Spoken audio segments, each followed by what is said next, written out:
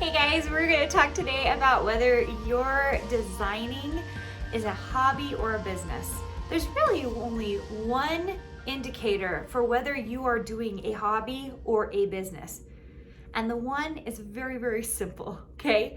So let's talk about what you're currently doing. So if you are a designer and you're designing every day, okay? What are the action steps you're taking around that? Do you spend a lot of time actually doing the design work? Maybe just thinking of it? Maybe in production. Oh, I talk very often about production, getting your production done, okay? These are all business activities, putting it up to sell somewhere, asking to be part of shops, right? These are all business activities. Some we do better than others, okay? So based on everything I said right there, you might think you have a business right now. What if you're spending a lot of time thinking and figuring out things, and maybe you're even on your iPad and you're drawing a lot of things? You might feel like you have a business. But the main indicator about whether you have a business or not is profitability, okay? So this is it. This is all it is, you guys. So if you are doing lots of business activities, okay, and all of those things are business activities. Writing blog posts are business activities. Posting on Instagram, those are business activities, okay? But you are not making any money. You are not a business. You have a hobby, a very expensive hobby, I suspect, okay? So how do we get profitable? Because many of you have a hobby that you want to turn into a business, right? And I think there's lots of great podcasts, some that I've been on, where they talk about turning your craft into your business, okay? That leap is a bigger fence than most people realize, because getting profitable takes time. More than anything, it takes time. And not only taking time, but time in the right activities. Just because one business that you see out there is posting to Instagram every day doesn't mean that maybe you should be posting to Instagram every day. Does it actually bring you sales, or does it build a brand? So you really need to be paying attention to what activities actually bring you in money. The activities I know bring me in money is actually turning in my design work every single week to whatever stores or shops I'm in, turning in my fabric line, turning in my, if I'm doing a freelance job, we get it done at a certain deadline, so we get paid for that project, right? So we're doing activities that actually bring in money.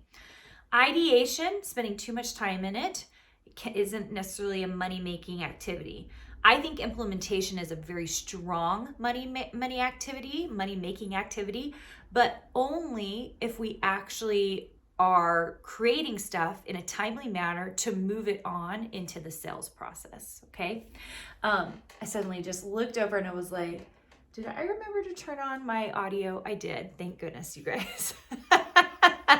I know, I always feel like it's just like a conversation between you and me. That's what this podcast was always about, so that we could talk about design in a easy manner. But once in a while, I'm like, I'm not sure if I actually turned on my audio. I did. Okay, so we're good there.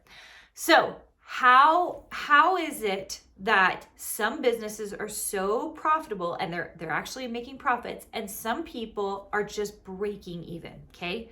And if you're breaking even, you're kind of in a very time-consuming hobby, right? Not really a business. So I want you to get profitable, and there are certain activities that make us profitable, and that is whatever the priority is that will make you money. Those are the activities that will get you to the next level. And that's what I want you to focus on. It's not that hard. I want you to move from hobbyist to actual business owner, design business owner, and all that is profitability. And the thing is, I teach these design boot camps. I have this free workshop that I give you guys, and everything around that is really to teach you guys what you should and shouldn't be doing. That there are priorities that, for designers in particular, we shouldn't be spending all of our time on Instagram. That's brand building. And that's only important in certain situations. And you have to know when the right time it is to use that situation. A while back, I talked about drop shadows. So, at university, I think I talked about it on this podcast. If I didn't, I talked about it in Design Suite. So I'll give it to you here. When I taught at the university, we told our students to never use drop shadows. Ever, ever, ever. Never. Don't use a drop shadow to save your freaking life. But as I left academia and I came into the real world of design and started designing for lots of companies, we would build all these catalogs. It made sense why we would use drop shadows. So I knew when the right time to break the rule was. And very often on this podcast, I'll tell you guys things, but there's always a time to break the rule. Always. You just have to be in the right mind space and the right business space, and you've put in the time to know when to break that rule. And right now, I'm telling you, many of you listening, you're aspiring designers. You're not well experienced designers. And so when you're at the beginning, I'm going to tell you to follow the rules. And the rules say, spend time on items that bring in income, okay? Because we've got to show that we're profitable. Spend time on things that will make the most of your time, right? That you will get more time back on. So for example, in my company, in my situation right now, which is not the same situation I was in when I was in many of your positions, when I was just a solo entrepreneur designing and making money, okay? But in my position right now, one of the key things that gives me more time is hiring people on my team. So when I hire people to help me on my team, I'm able to produce more. Do more on Instagram, give you more podcasts, write a book, because I can spend time writing my book because there are other people doing activities that I don't have time to do. That is multiplying my time. And there's a great book by Rory Vaden out there on that, okay? So that's a good activity for me right now. For you, you're gonna find the things that multiply your time, okay? And one of my favorite design tricks, I'm just gonna tell you guys right now, one of my favorite design tricks is it's very hard for our brain to shift from one thing to the next thing. So I'll see people, they'll design something like a fabric repeat, and then they'll have on their next list to then do an SVG. That is not how I design. I do not flop around between lots of different mediums and lots of different things designing. I stick to one thing. If I'm working on wreaths, I make a wreath for Christmas. I then take that wreath and I change it and transform it to be a wreath for Easter. And then I transform it and I use the leaves from it and create a cornucopia for Thanksgiving. Like, they usually relate because my brain is still creating and designing the same thing, right? And so we're not hopping around doing all the crazy things. And that is one way to get your time back, you guys, is because you're going to prioritize the things and then you're going to follow that train of thought. So your brain doesn't have to do a lot of switching.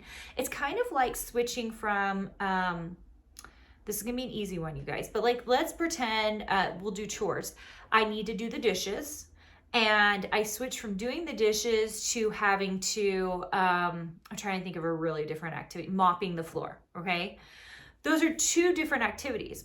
When I make the switch from those two activities, my brain has to flip a switch on and has to remember where the mop is, right?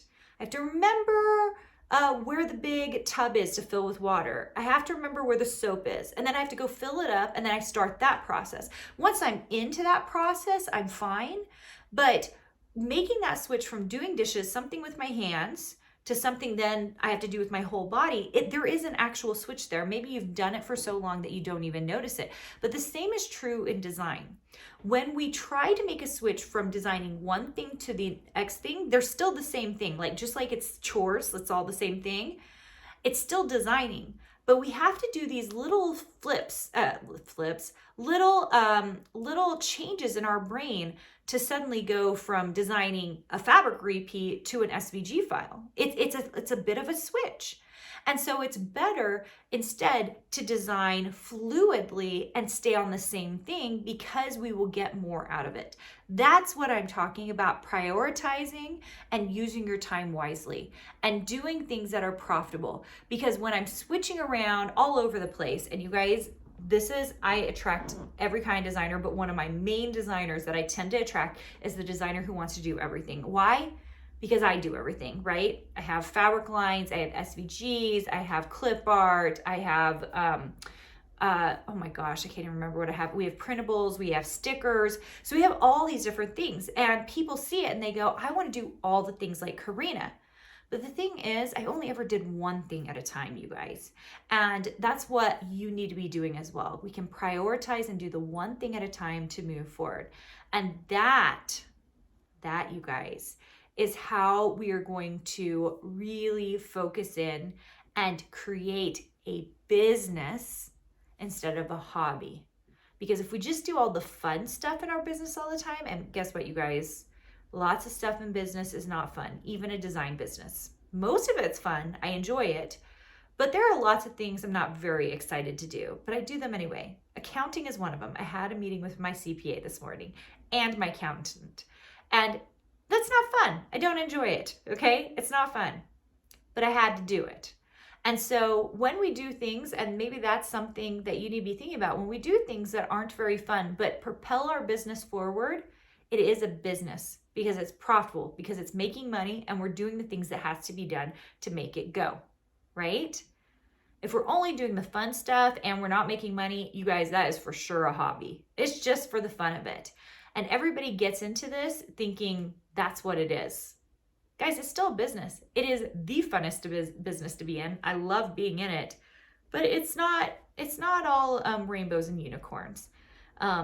We can make it, a lot of it, like we can make 75% of it rainbows and unicorns, but there's that 25% that isn't that fun.